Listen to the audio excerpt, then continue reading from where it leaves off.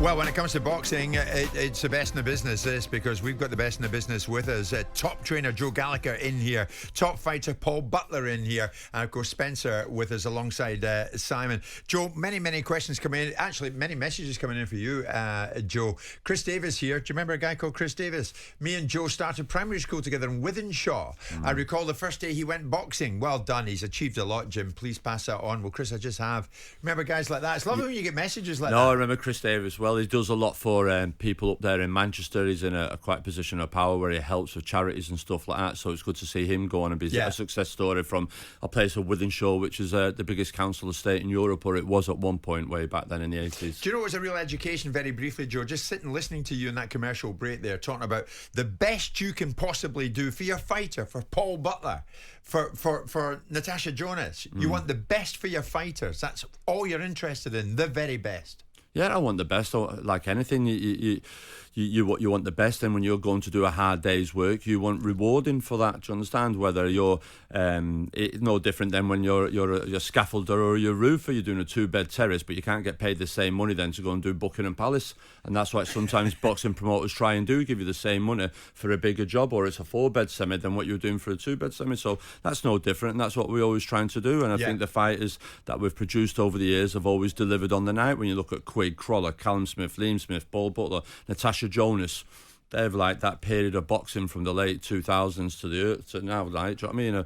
I've stood the test in time. They'll put everything on the line. But I think it's important, isn't it? Like, you know, you're passionate and you're invested in the fighter, and I think that's important because you look after them, you care for them, and you have got a duty of care for these fighters, and you've got that. You know, we're in an industry, Joe, where that's not always the case. No, it isn't. And sometimes people levy against me that I'm too emotionally involved with them, but I'm a huge fan of Ferguson and Mourinho, but more so Ferguson, and obviously being a United fan, and just watching him and analysing how he managed them players coming through. Obviously, the story of going round to the house and Lee Sharp and Ryan Giggs and all that, and they have all that talent. And I tried to take some of his stuff and try to with my fighters, and just boxing, it's about man management, and it's knowing not all fighters are the same. You've got to know, to understand how that lads can walk in the gym and one could be arguing with the missus, and you just go, Joe, what? Just go home and sort that out because you're no good to me. Others might be coming in full of. You've just got to know that they're not all the same. They're not all the same horse. Like horses aren't. The fighters aren't the same. They're all different. You've got to know your fighter, and that's what I take time out to get to know the fighter, and that's what we have been doing with Lawrence now, is getting to know him, how he works, understanding. He's just become a dad and all that type of stuff. So it's just getting to know them, and I think Ferguson was very good at getting to know the players and understanding how they ticked and how to make them tick.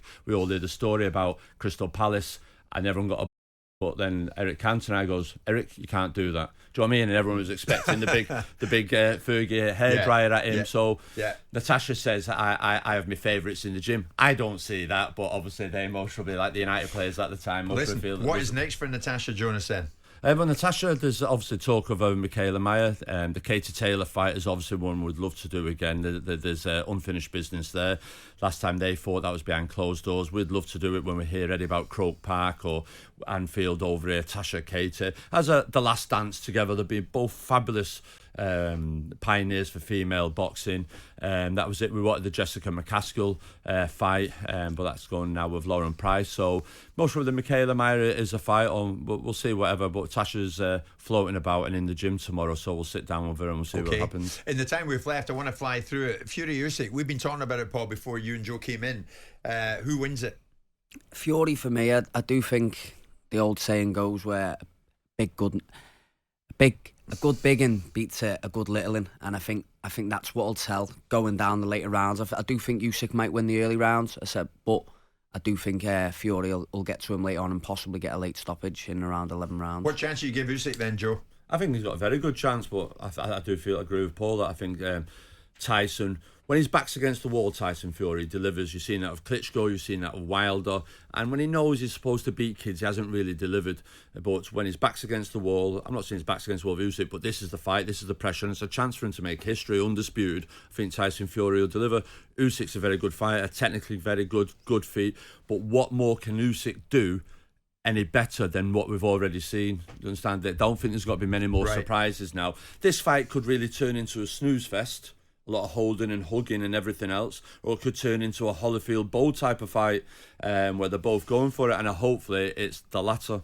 Okay. Are you having Mike Tyson, Paul, going in against Jake Paul? I don't like it. A legend fighting a YouTuber. Yeah, I do think it's wrong. I think that's the way the sport's going at the moment, though, isn't it? I think a lot of exhibitions, a lot of YouTubers are jumping in, but it's bringing different eyes to the sport. Probably for the better because more people are getting involved in the sport, but it's not for me. Like it's definitely not for me. It's not for you. Jake Paul is saying that the fight against Tyson, Joe, he wants the fight on July the 20th to be officially sanctioned as a professional fight, not an exhibition fight.